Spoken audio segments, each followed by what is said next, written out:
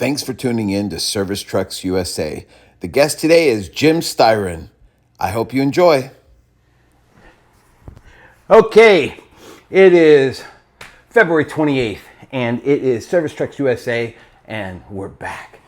And I have a treat for you guys. Now, I must admit that it's been so long since I've done a podcast that my equipment is completely jacked up. But nonetheless, I'm making do, and we're going to try and make the best of it. So I have a special treat for you guys. I know you missed me, but I got a special treat for you, and I'm going to introduce you to my buddy, Jim Styron. Jim, say hi to everybody. Howdy, everybody. All right. So here's the deal. How did this come about? Well, let me take you on a 6-month journey since the last podcast. So what happened was, not too long after I broadcast the last podcast, I entered into a weird psychological state. And I entered a state of deep depression. I mean, it was jacked up. And as a result of that period, it got progressively worse. Now I'm going to get into the symptoms and what happened and how all that came about. But at the worst part of it, I recognized that I needed some serious help. And I realized that I couldn't do it by myself. And so I sought out professional therapy. I went out and found a therapist. And actually, let me back up. I actually went out and sought a program. So if you're familiar with rehab for drug addiction and other types of programs, I thought that there might be something for mood and anxiety. So I went out and found a program, and it was called Pathlight, based out of Austin. And it was an in-depth program. They call it a PHP, partial hospitalization program. This podcast isn't about me, but I need to tell you this so that you can understand kind of what was going on with me for the last 6 months. So I entered this program. It was 30 days consecutively, 7 days a week, 7.5 hours a day of therapy. I had 1 day off during that time period. When I got done with that program, they have a follow-up program called an IOP. That stands for Intensive Outpatient Therapy. That was another 8-9 weeks, and that one was 7.5 or 11.5 hours per week. So I completed that program right at Christmas, and it helped tremendously. But when I got done with the program and I didn't have the structure of the program, I realized that, okay, now what do I do? So those of you that know me, I've been trying to do this podcast, Service Trucks USA. I got the community going on, and we got all that stuff going on. And I was debating whether or not the podcast would even go back again, would you start up. So, when was it, about 2 weeks ago, 3 weeks ago? 3 weeks ago, I saw a post on Instagram or Facebook, and it was from a guy I didn't know. The guy's name was Jim Styron, and he posted and said, was it 10 years? 10 years. He posted it, and it was just an outpouring of his life, what he'd gone through and how far he'd come. And he gave credit to his wife, or ex-wife. Ex-wife. So he gave credit to his ex-wife. And then as a part of that, it was just this outpouring. And I go, wow, man, I would love to talk to him. I want to meet that dude. And I'm thinking, but my podcast is about mechanics. What are the odds that this guy is going to be cool enough? I could tie it into the Service Trucks USA podcast. So then I reached out to you, yes, sir. And I sent you a message, and I said, I asked you if you were a mechanic? Yeah. And he goes, well, yeah. And I go, oh, that's cool. And then as a result of that, we talked a little bit more. And then I realized that God was answering a prayer that I put up, and he had answered it clearly. And he says, no, you're not done with your podcast, Kenny. You got somebody to talk to. Mm-hmm. So I reached out to Jim, and Jim goes, I don't know how to do podcasts, and I'm not comfortable. But he goes, but I said, man, you got a tremendous story, and I just want to hang out, and I think we could tell the story. We could help a bunch of people. So we set a date, yes, sir, for today. And now we're to the heart of the podcast, which is I want to introduce you to Jim, and we're going to share some stories, and we're going to give you guys some insight. We're going to talk today about life, We're going to talk about family. We're going to talk about addiction, both of us. Yeah. We're going to talk about addiction. We're going to talk about turning wrenches. We're just going to share. We don't have a set agenda, but we hope that you guys are going to enjoy two brothers just hanging out, talking to each other. So I've done most of the talking right now. So Jim, first of all, let's start by saying who you are, where you're from, how old you are, and what you do for a living. So let's start with that. My name is Jim Styron. I'm originally from Tyler, Texas, White House, Texas. That's where I grew up. And I'm 39 years old, and I've been working here in Fort Worth for Joseph Cashin at Black Flag Service for almost 2 years now. Okay. Now, Joseph, we'll give him a shout out because he has his own podcast, right? Yeah, it's kind of what's helped me get to this point. Okay. So what was interesting about his story and what I found so compelling about your story is that your ex-wife, It's my son. it's the mother of your son. Mm-hmm. You have a 12-year-old son. Yeah, and he's one of the main reasons. He's like the number one reason. So what happened was she, on her own, just wrote something on your. Oh yeah, she wrote it. She wrote it on the comment. She wrote a testimonial. Yes. And dude, I've never seen anything. I've seen wives Yeah. do something like that. But what got me, what touched my heart, man, was the fact that she was acknowledging what you did and the effect that it had on your son. The two of you, the two share. And a lot of times there's bitterness and resentment and throwing sarcasm, but she gave you props, man. Oh yeah. And that was not easily earned. oh, I don't doubt it. I don't doubt it, bro. And that's what's so cool about your story is that, you know, a lot of guys want to get attention and they post stuff and I did this, I lost weight. But your story was just vulnerable, man. You just poured it straight out and you were coming from a place of sincerity that was so deep. But even then I wasn't trusting you. It was only when she made that comment and she gave you that stamp of endorsement and I go, I gotta meet Jim, man. I got to meet this dude.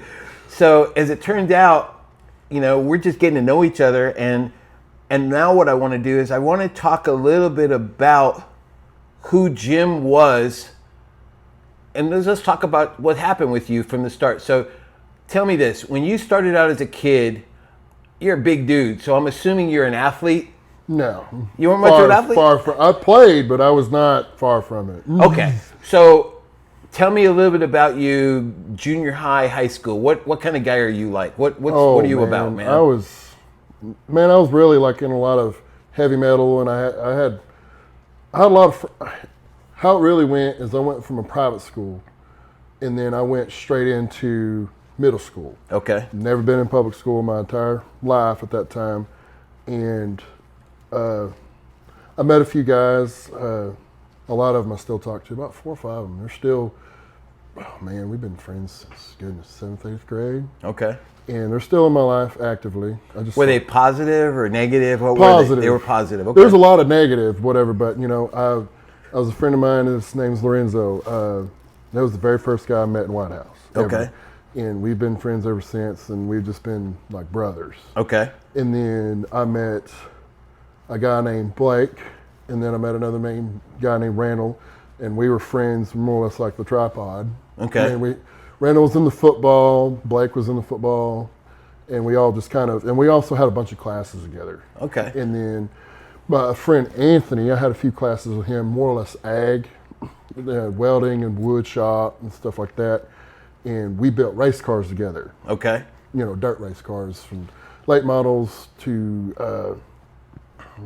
sprint cars to factory stocks, outlaw stocks. Is that where your aptitude started to show up? Is that kind of where you started tearing stuff apart and putting stuff together again? Anthony, where I had my accident, this is after we graduated. It's 2 years after I graduated.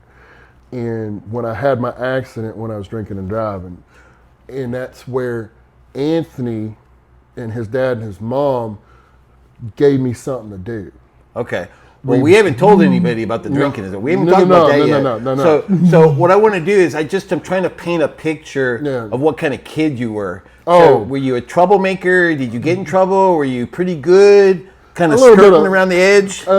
I'm either one of the side. I'd get in fist fights, or I'd get swats when I was in ag class because I'd be dipping, or I wasn't say I was a great student. I barely graduated. Okay. I barely graduated high school. But, I tried to stay out of trouble, but I did get in trouble. I mean, I didn't do anything of note. Would you say it was pretty typical from the dude? So you're up in East Texas, right? Yes, sir. Northeast Texas. Northeast Texas, right on the Louisiana border, right around Tyler, Marshall, that whole area? Yes, sir. Okay, so I'm assuming that alcohol is part of the core. That's from the time you, 13, 14? When do you get introduced to it? I got introduced to it when I was about 16, 17. Were you smoking too? I started smoking when I was 17.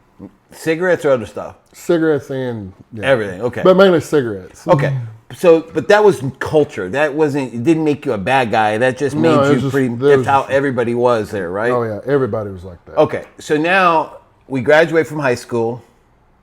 Now what are you doing? What's going on? I worked in the oil field for I'd say about 6 months or so. You roughnecking? What were you I was doing? roughnecking. Okay. And then I was doing that for a while until I went to UTI down in Houston. And now when UTI was a thing, it was the only one in the country at the time. Before we talk about UTI, because not everybody that's listening to this podcast or watching it understands what working in the oil field is like.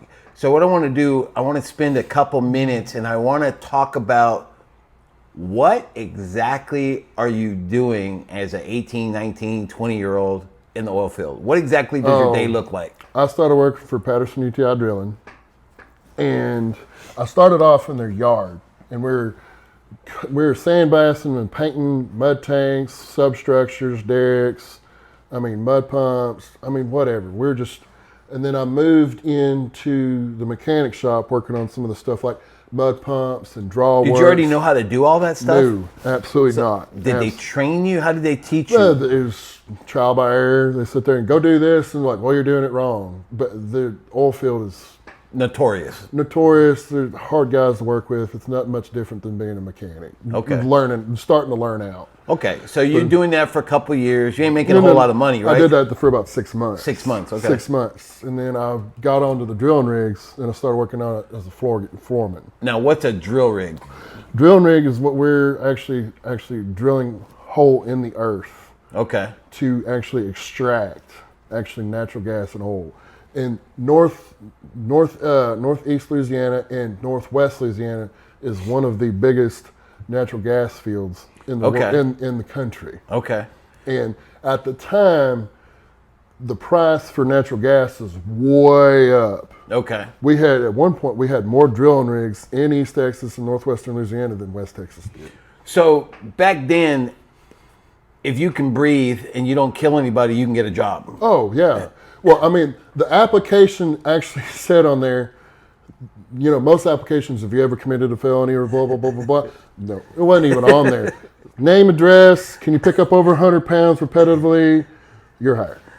Go through a 2-hour class, here's a rig locator, good luck. And they put that little safety thing for gas, right? Yeah. On you? Okay. Well, that was before any of that. Oh, no. When I first started, you could have a beard, you could smoke on the drilling rig. This was before any of that. Oh my God. It was just not even a year or so later, then that's when all that was implemented. Okay. And this was before 14 and 14. This was 14 and 14 and 3, or they do like just What's weird, 14? That's 14. So I'm saying 14 hours? 14 days on. 14 days on. And then you take 3 days off. But how it rotated is that you didn't have 4 crews like they do nowadays. You have a night and a day, and then you'll have a night and a day, and they'll swap. Okay. They'll swap every 14 days. Well, before that, there's only 3 crews.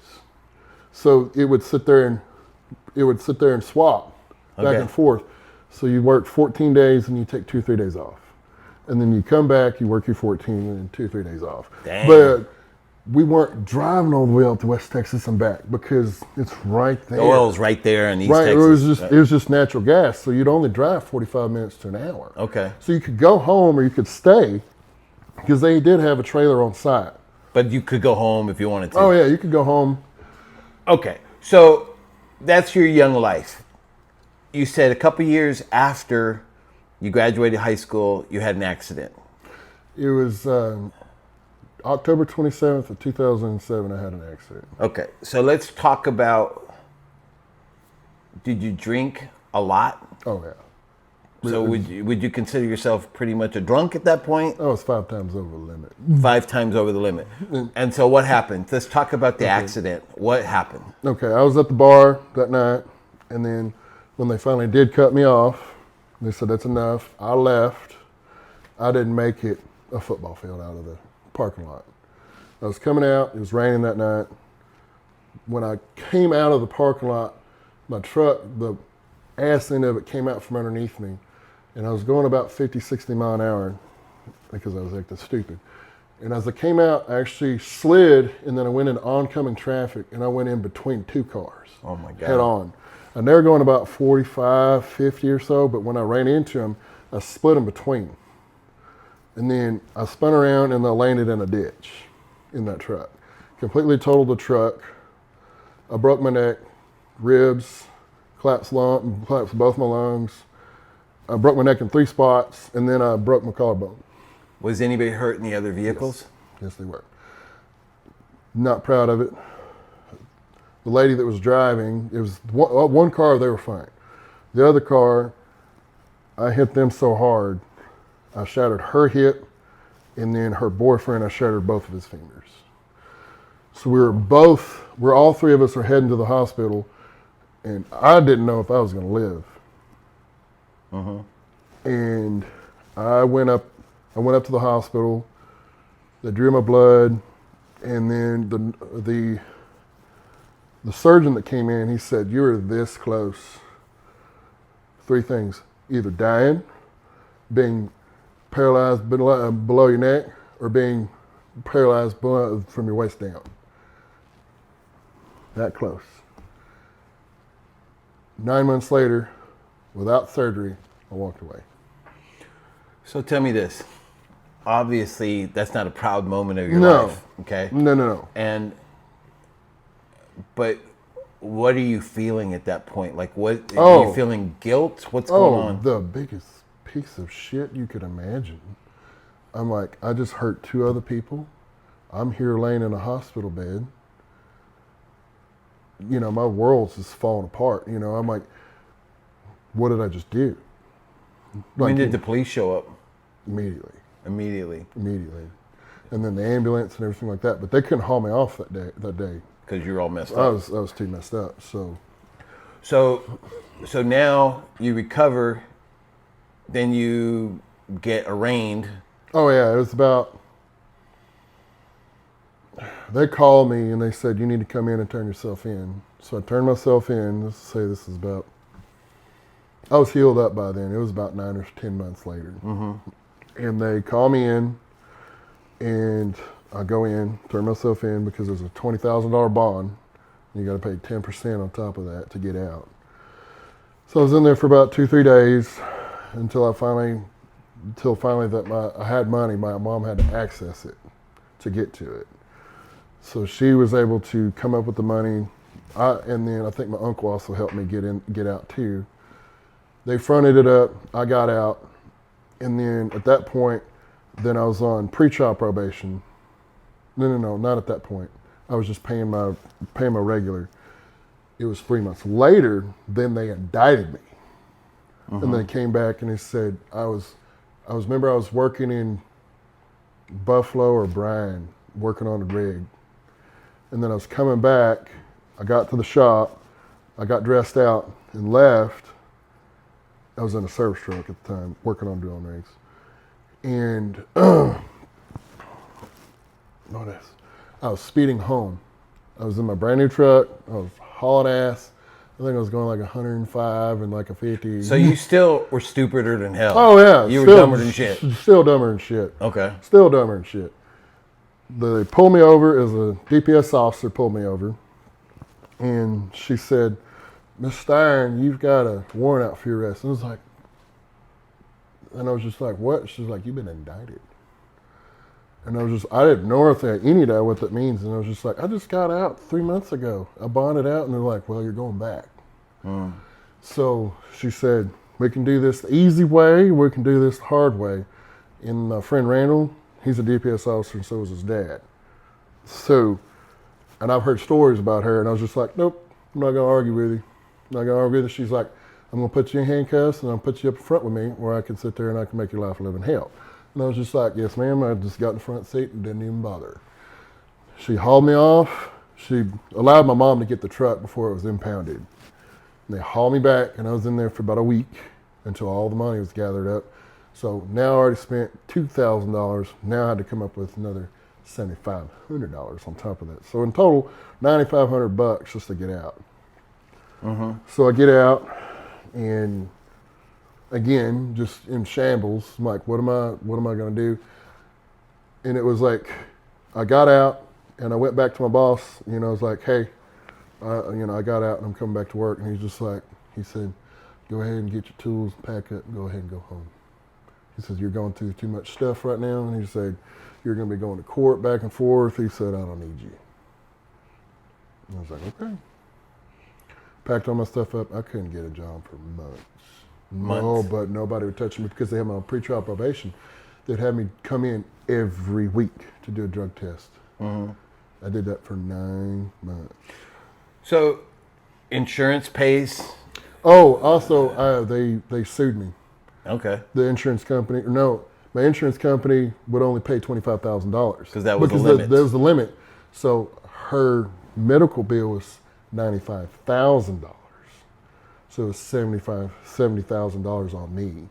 So when I had a criminal case and a civil suit going concurrent, going right beside each other. And until the civil suit was completed, they wouldn't finish up my criminal case. And once they came to an agreement or whatever, they says, "Oh, okay, we'll stack the $70,000 on top of them." So they turned it into restitution. So it became 10 years probation, 500 hours in community service, and I had to do all these classes and all this other stuff. So once that all happened, so here I am, 21 years old, 10 years probation, 500 hours community service, so many classes I got to take, and all of this money. And then on top of it, I had a breathalyzer too. Before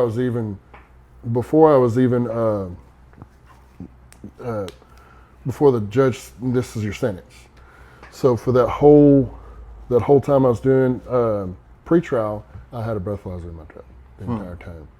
So for 11 years, I had a breathalyzer in my truck. All right, so you're 21, you're unemployable. Oh yeah, unemployable. And let me ask you a question. Did you stop drinking? No, I didn't. Why? Why do you think you didn't stop? I will say I was in the process. A guy from church, his name was Desi Davis. He's no longer with us. He died in a motorcycle accident. But he was my sponsor. But he was the one that... Did you join AA at that point? I did. Right away? Did they tell you to, or did you do it on your own? They told me, and then Desi said, "There's another way to live."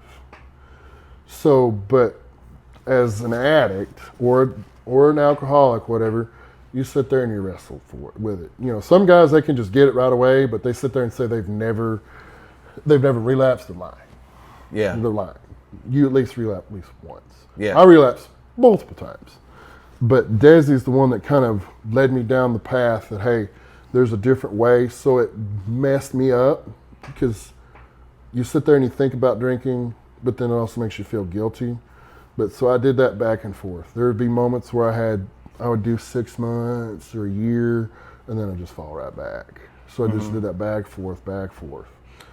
All right, so I'm going to give you a break just because I want everybody to understand that what you experienced is experienced by lots of people. So I've never been drunk. I've never even been tipsy in my life. I've never smoked anything. Okay, I don't do drugs.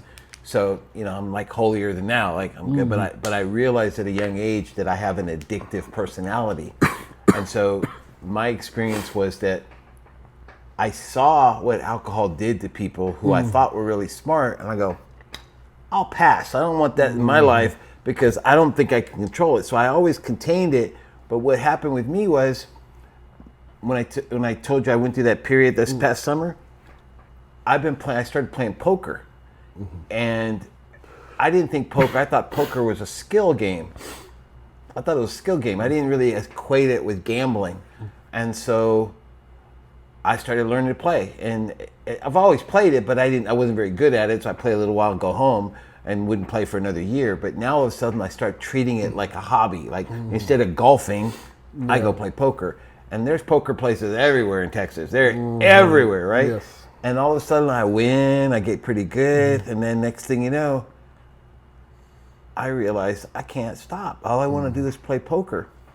And thankfully, the psychological help I got, the kind of the rehab deal, helped me identify the causes. Because that's what we learned. Like when you go through, you get rehab, go through AA, they teach you all the elements that are leading to the poor decisions. Am I right? Yes. Okay. So for me, I just wanted to tell you and tell the listeners that this thing with addiction's real. I mean, it's not something that you can just, turn on and off like a light switch, right? So I want to get back to your story. So you're still an alcoholic. You're turning it on and off. You're trying to use your own willpower. Yeah. And you're going along. Okay, you're just going through life. So you get through your 20s. You finally get a job. You're holding a little job. But you're not really thriving. Am I right?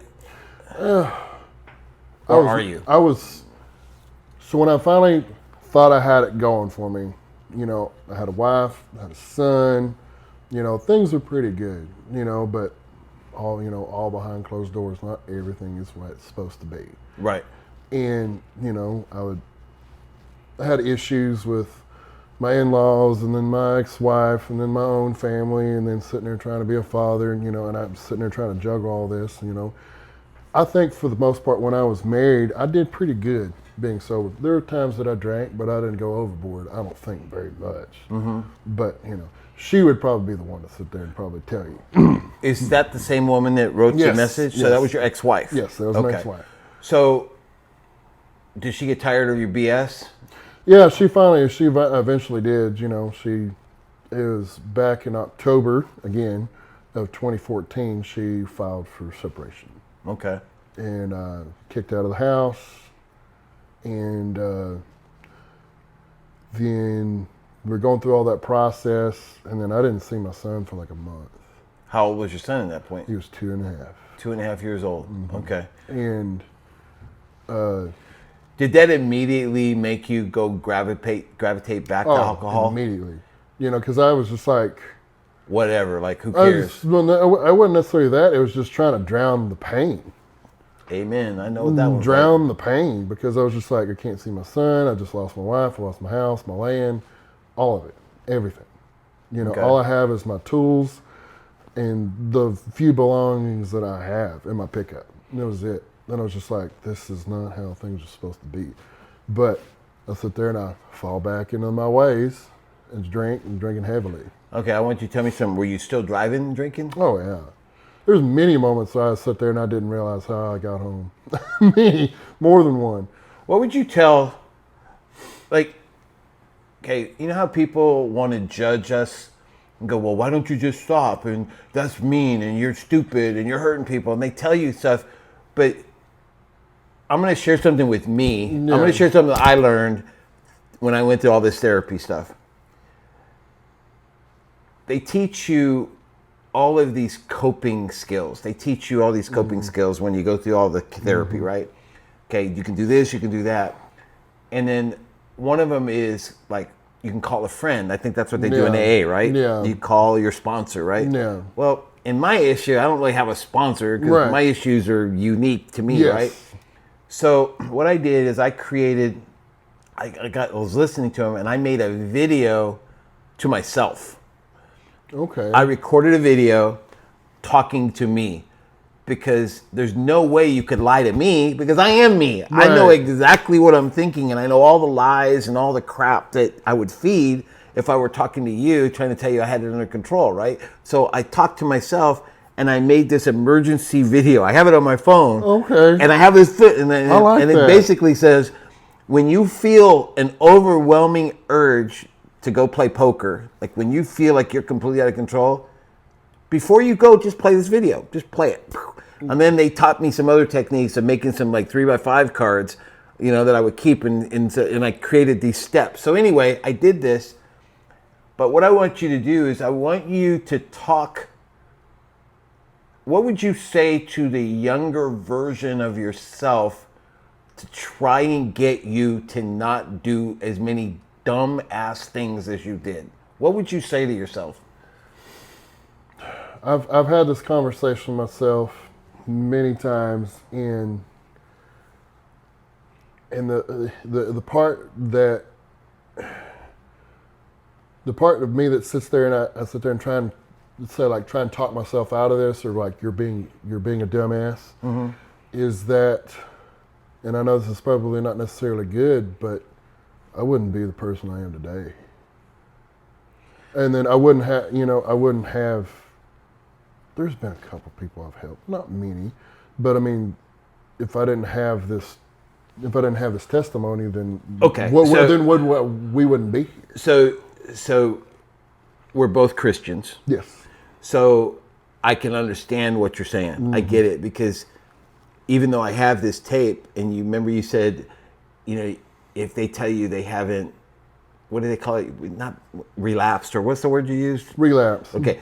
They lie. People say they haven't relapsed, they lie. I also, since I finished the program back at the end of December, there's been one episode where I played for like a long time, way longer than I should have, and I didn't watch my own tape. So to tell you that, I got it fixed, is a lie.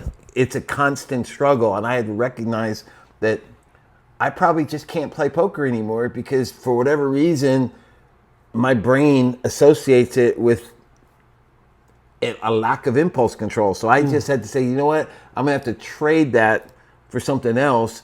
I just can't play it. And I think that's how you treat alcohol, right?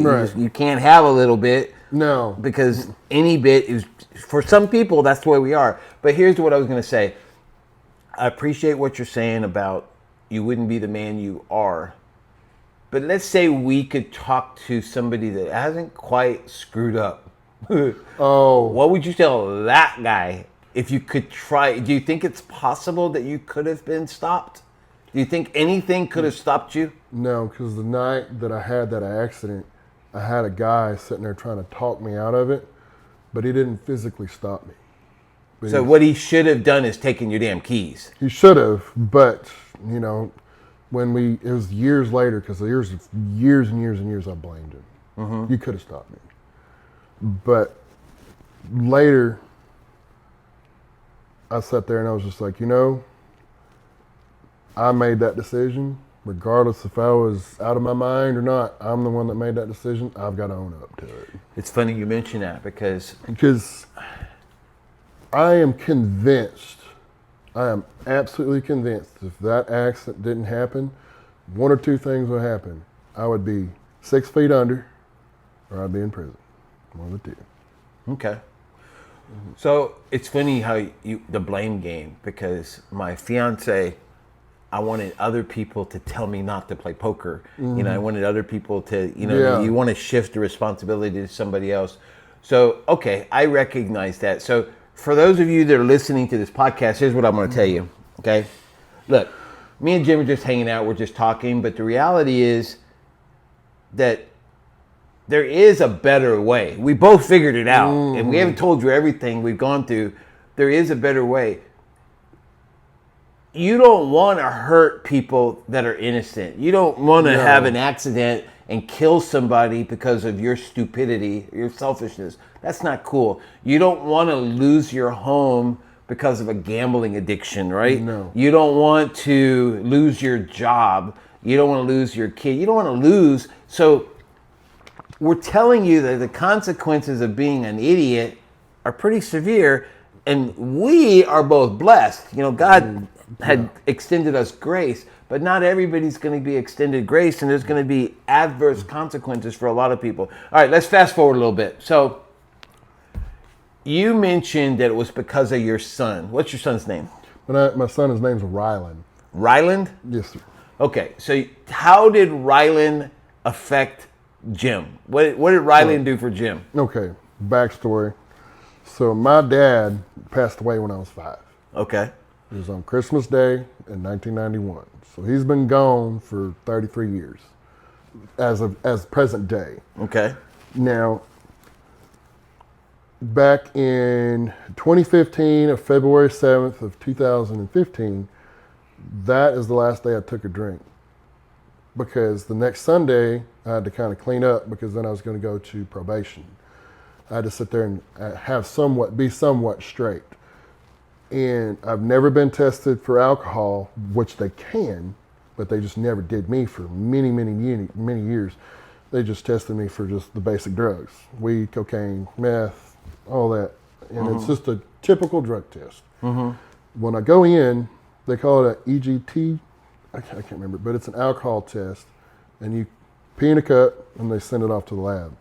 Well, usually what they do is I'll pee in a cup and they'll do the normal look at it, okay, you're good. Toss it in the toilet, throw it in the trash. All right, you can go ahead and go back to work. This time they sit there, they close it up, they seal it up, initial here, sign, date. And I was just like, what's this? Oh, we're sending it off. And I was just like, why? And they're like, we're getting it tested for alcohol. You know, and I've got to sit there and hold a straight face. You know, I was like, oh, okay. And as I'm walking out, I am just terrified. I mean, I just feel this sinking feeling in my stomach because this isn't the first time I've been busted. This hasn't been the second time. This will be my 3rd time to get busted. And the man that, if anybody knows from East Texas, his name was Jack Skeen Jr., was my judge. And he hated So you were on a absolute no alcohol deal. That was the condition of your 10-year probation. Yeah. Oh, yeah. You can't have any alcohol. No. And I've already got busted a second time. And then miraculously, the lady that I hit, she stood up in the courtroom and said, you send that boy to prison, I'm not going to get my money to pay my bills. So she saved my ass. Okay. I've never got to express my gratitude to her. But, you know. She's the one that made it possible for you to stay out of jail. Yeah, that I was still screwing up. But that 3rd time, I didn't eat for a week. All I had was with water. I was living with my mother at the time because divorce, all of that, you know, I didn't have anything to my name. And I just lost my job for Nomad Grilling. I just got laid off. And so life's just out of control. Right. And then I've got this sinking feeling in my stomach.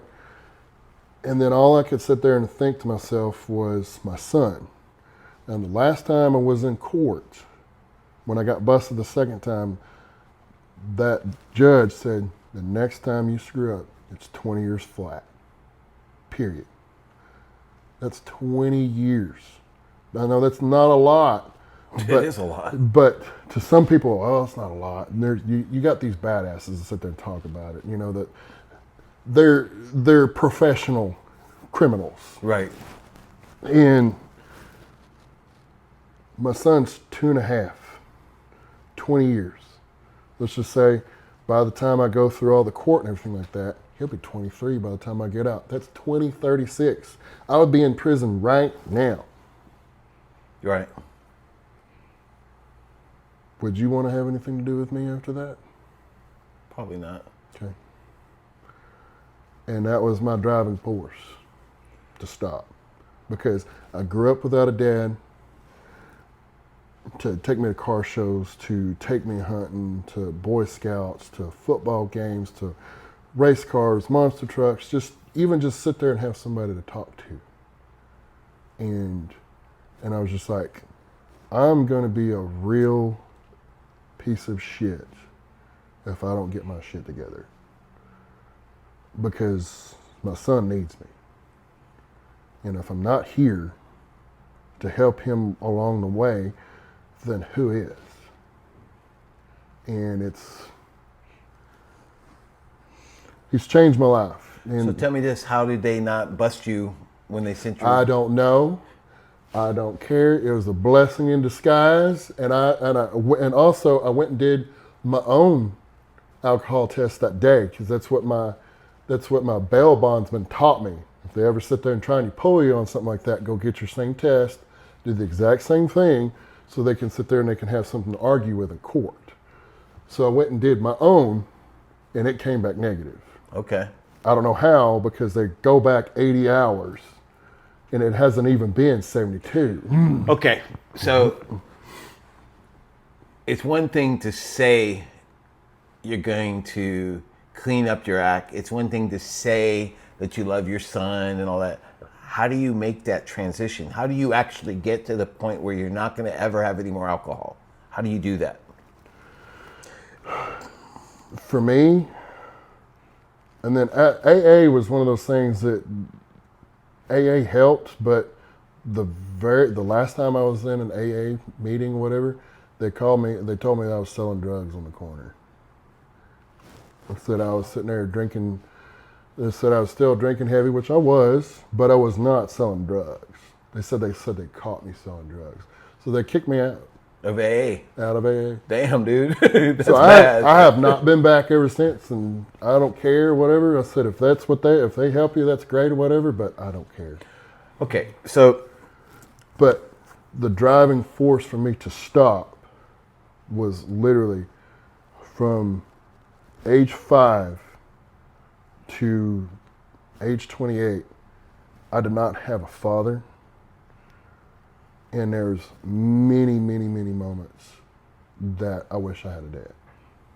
And I can't stress that enough, because that's a lot of the reason why I drank. So for me, my faith, when I went through all that therapy, they teach you all of these different techniques, you know, how your mind works. And it was fascinating. It was very, very educational what I went through.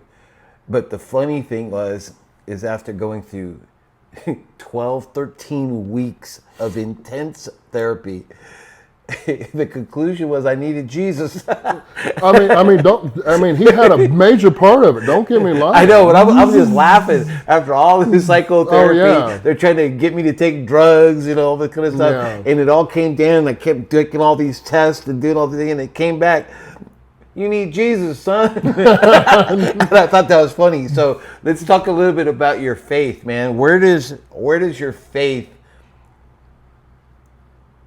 help you? How does that affect your overall day-to-day life?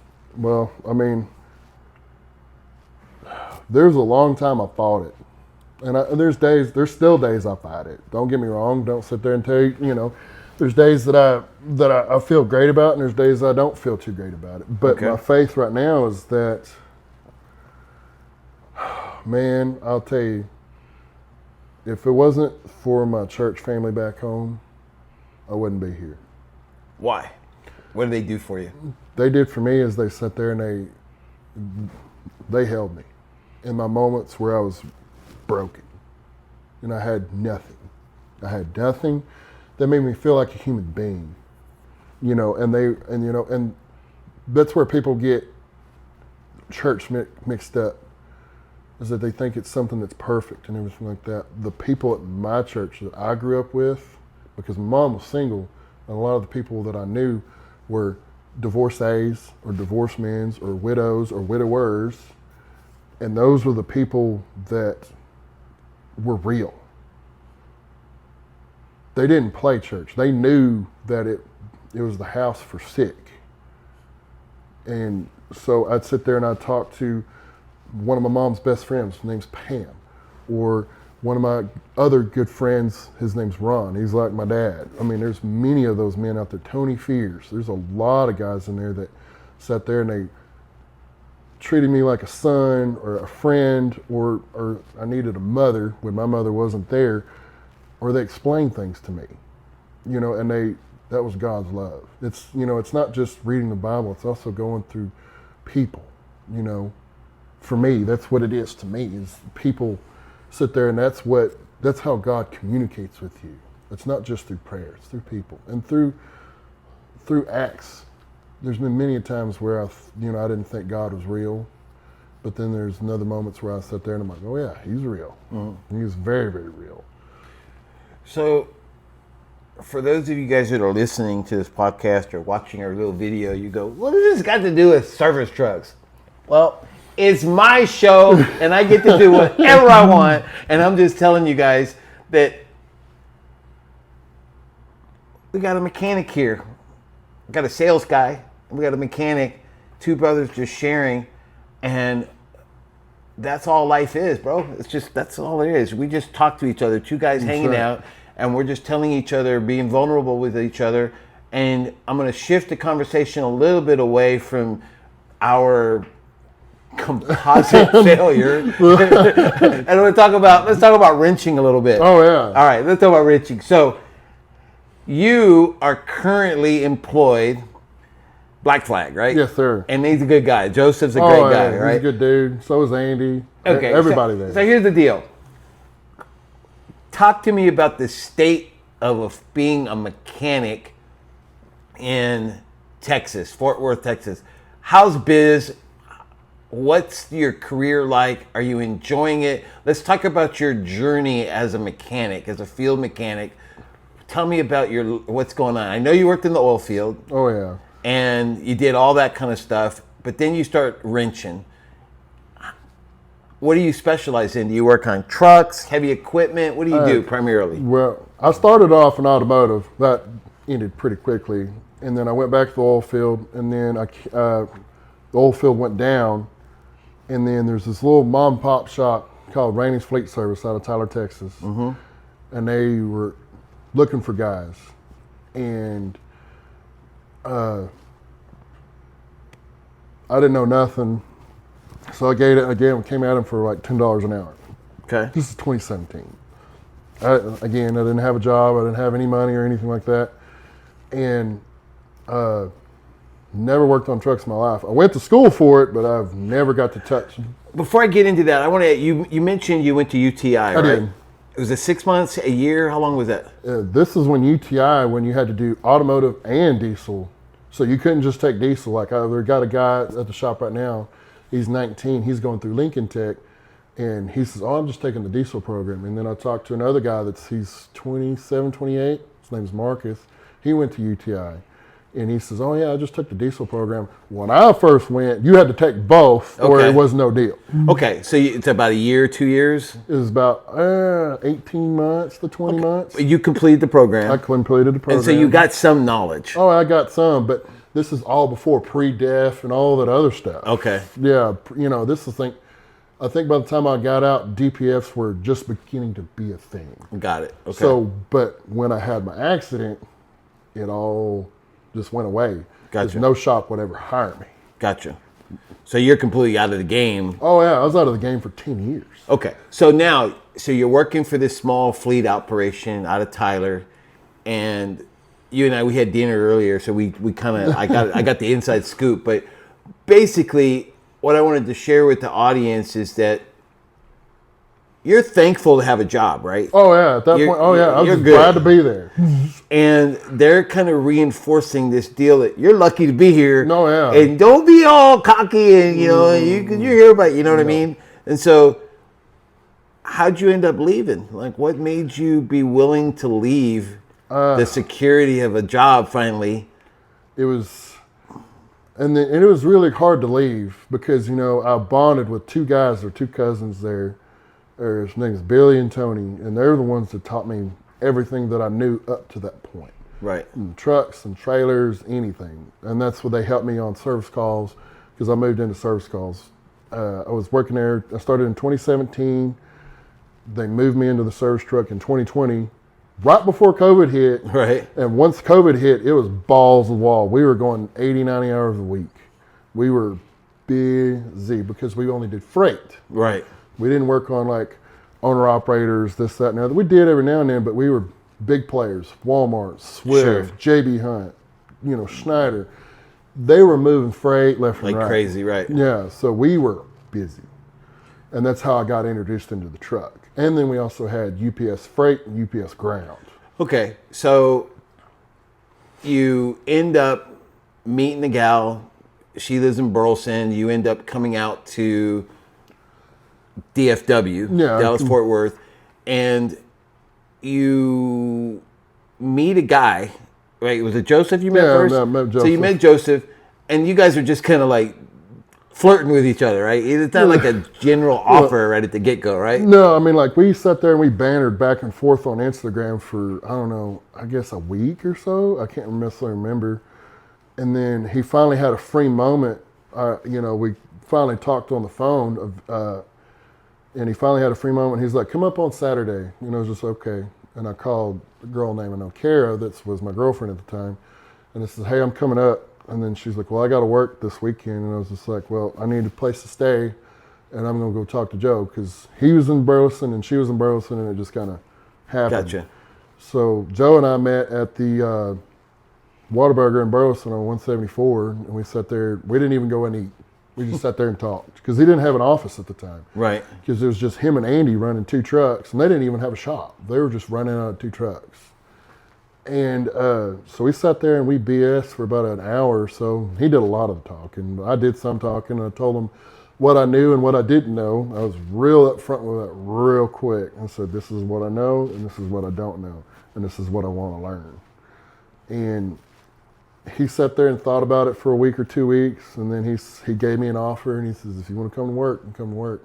And I said, you give me a moment to think about it. I think I waited about 2-3 weeks or so until I pulled the trigger. Talked to a few people, and it was, Tyler's good and all and everything like that, but they would never let me grow.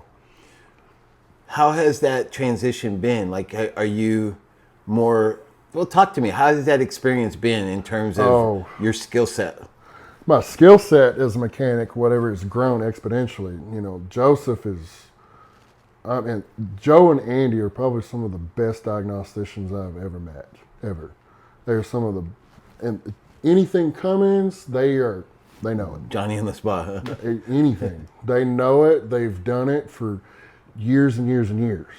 And Andy's taught me a lot. Joe's taught me a lot. I mean, when I first started working for Joe, it was just winter time of 23. I think it was like November, December. I can't remember exactly when his daughter was born, but he took a whole week off, and then he had me do things I've never done before. At that point, I've never actually calibrated a VGT actuator ever, and then I didn't know how to do it. And he's like, "Well, you got to do it." And he sat there and he walked me through it on the phone, and from that point forward, it's stuck in my mind. But I mean, like a lot of the mom and pop shops that I worked for Rainey's, then I worked for Rush, and then I worked for this other company out of Tyler, Superior Fleet. They didn't have programs, and then Rush was just an absolute shit show. I will never work for them again, ever. I don't care. But I never had any of those programs. So Joe and Andy, they've been still working with me, and I'm still learning every day when it comes to Davey and Insight and all of these programs that they have I've never even seen still. So he walked me through it, the whole and I was like, this is not hard. He goes, nope, it's not, just time consuming. So I'm going to come back to the wrenching part, but I wanted to talk a little bit about Ryan. That's your son, right? Rylan. I want to talk about Ryan. So he's 12 now, right? Yeah, he's 12 now. What's it like being a dad to a 12-year-old? He is, man, he's all over the place. I mean, he finally just got a phone back in December, and you think him having a phone, you sit there and be able to talk to him. No, and sit there and it's like, I gotta sit there and call his mother and be like, hey, I'm helping pay for this phone. He needs to at least call me for 5 minutes, something. The only times he calls me is like, hey, you got money? I need some money, or are you gonna come do this? Or the last time I went and picked him up, he's like, I was going to leave early Friday because Joe lets me leave around 3:30 or so when it's my time to go pick him up. And it's part of the reason why I work for Joe is he gives me that leeway. But he called me and he's like, hey, do you want to go to a basketball game? And I was just, where is it? And he goes, Kaufman. I was like, I'll go. And that's about the only time he'll call. The only time he'll call me. But I mean, he's so active. He's in everything, and he's so active. It's. I never thought, and he's so smart. Do you think he appreciates having you around? Yes. You think he genuinely appreciates it, or do you think he takes it for granted? There's sometimes I feel like he takes it for granted, but then there are times where I have to sit there and I have to pull him to the side, because he sits there and sometimes he says, "You're not here," and I was just like, you're right. But I said, what I would do to have a 5-minute conversation with my dad,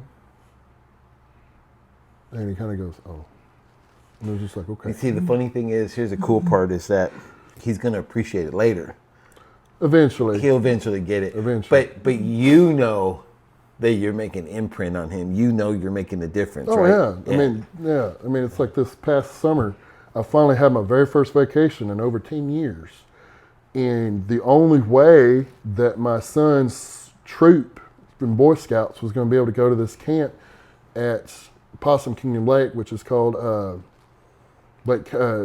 Camp Constantine, was that they have to have scout leader, and then they have to have a Chaperone or something. They have to have another scout leader, so there has to be 2 of us. And the only way that we're going to be able to go is if I went.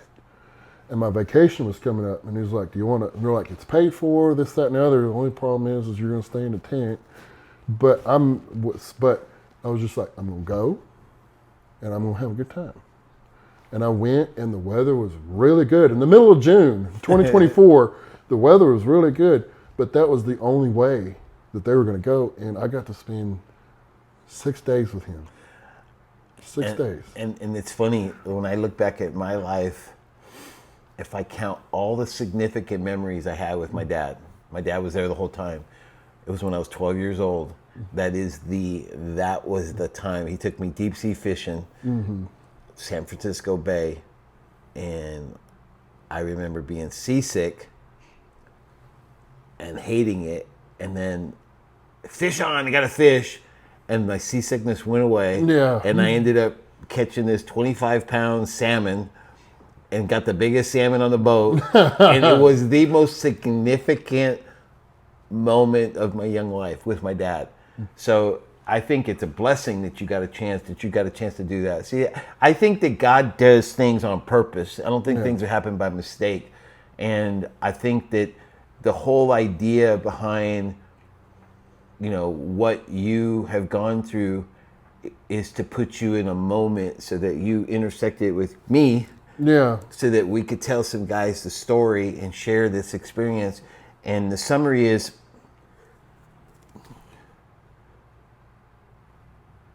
addiction is real. It ain't nothing to play with. Number 2, get help. Get help.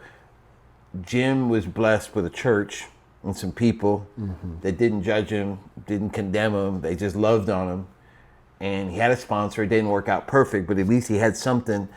And he was able to get through to a point where, God could save him, and change his life. For me, it doesn't matter. I'm old, and it doesn't matter because the stuff that we have to deal with is constant. It's never ending because we're under spiritual attack.